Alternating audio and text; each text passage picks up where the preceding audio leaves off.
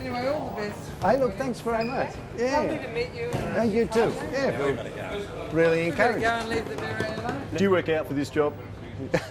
Yeah, obviously. Let's go.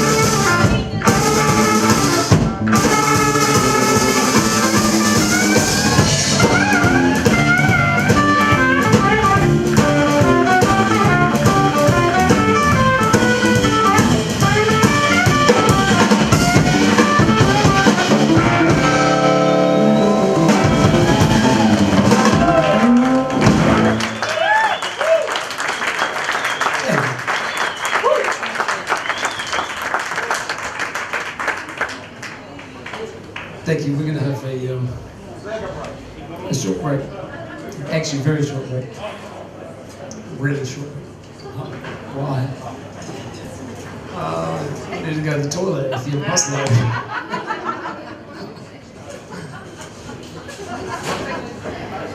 It's supposed to be a trade secret, that why we're having a break.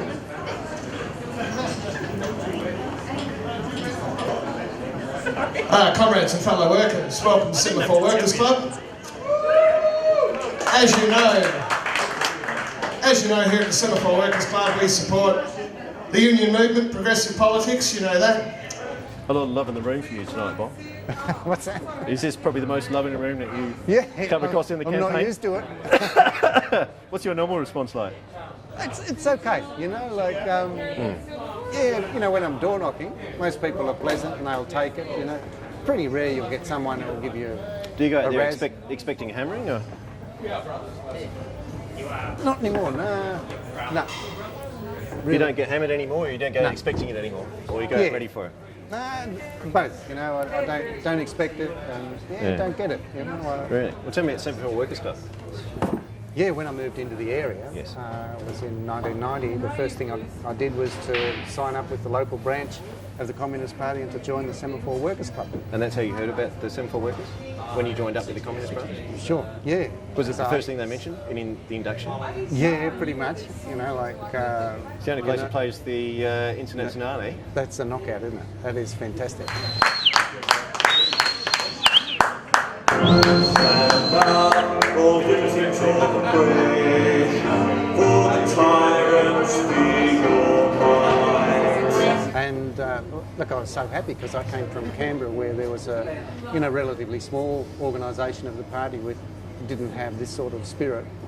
Yeah, and yeah, I was just so relieved to find a beating heart. Yeah, that's right, a home like this. And since then, you know, my party involvement and involvement in the club have gone hand in hand. So you've had a professional reason to come to the Semaphore Workers Club often? Oh yeah, you know, just aside from the blues nights, there's been many meetings taking place in this room. Like there was a whole series of meetings to do with the Latalari land issue down there at Glanville, the Aboriginal people wanting to get land justice about that. You know, they were moved off the land originally when they built the CSR factory, and they thought when that was knocked down and everything that they would get some sort of land justice. So I've seen some serious talk in this place. Oh yeah. Yeah, you know, and really. they like serious talk in this place. Yeah, They definitely. are serious And communists. yeah, it's a serious crowd. Like, I mean, on the blues night, the emphasis is on entertainment and everything. But no, there's been many arguments and many campaigns that have been devised in this room. Over a few years.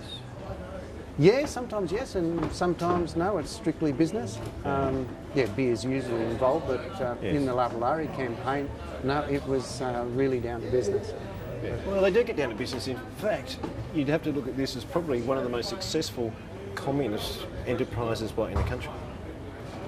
I think As a so. going concern, as Yeah, far as the people like- coming along, as far as the vibe, as far as the money coming in over the, you know, into the place. Yeah. Is, No, is I it one think of the most successful? I think it would be. I don't know any other branch that has got a linkage to, you know, a club like this. It's very impressive. And it obviously helps. You know, like when we run an election campaign, we've just got A ready audience. We don't take it for granted, but we've got A ready ear. a very responsive. And a spruiker in David. That's right. And we're really pleased, we're always pleased to support the Communist Party of Australia, the most progressive political party in Australia. Thank you, comrades. Yeah. But doubly so because today we have our candidate, Bob Britton, for the seat of Port Adelaide. For the by-election, he's here today. He's agreed, a little bit of prompting, to have a quick word with you. So if you make him feel real good, real welcome here at the Semaphore Workers Club, Comrade Bob Britton. Thanks, Bob.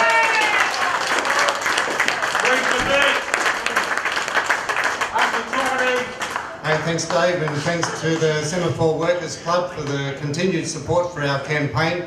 No, he's excellent in his role, you know, there's no doubt about it, you know. But And he means it. he really does, yeah. And as David and said, people know that. if I can, Yeah. he says that blues is the music of the people. Yeah, So it's a no-brainer. yeah. So the only question is, I guess, why doesn't the Communist Party franchise this sort of blues club? Not a bad idea. I think, you know, there is something about the port area, like it's linkage to... You'd say it couldn't work anywhere You know, the else. struggles on the waterfront. It could and work things elsewhere, like surely. I'd like to think so, and I think as the party grows that there'll be more of these sorts of opportunities, Maybe blues could be the great hope of the Communist Party in Australia, of real power. Yeah, look, I think it'll be an element, but obviously the thing that'll turn more and more people to a socialist alternative will be the sort of crises that are coming in capitalism. Yeah, exactly. I think there's an environmental crisis and an economic one which will oblige people to look around. Like you have a look in Greece and in Japan. When they've been through tough times, the Communist Party's recruited really heavily, particularly amongst young people. And we've got to be ready for that sort of development in Australia. I'm sure it'll happen. You're right. And the beer is cheaper. Yeah, that's true. Thanks very much, Bob Britton. I know what. Thank you. Good luck too. Hey, thanks a lot. All right, thanks very much, man. Was that all right? Yeah, great. That's cool. Thank you.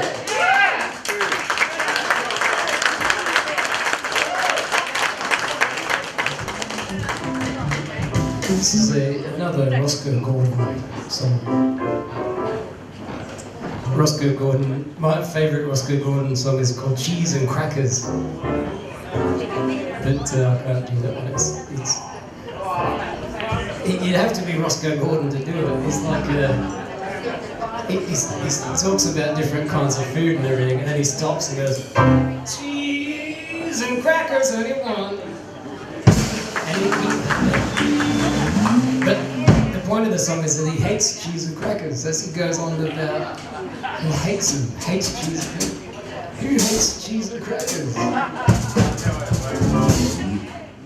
Roscoe Gordon does.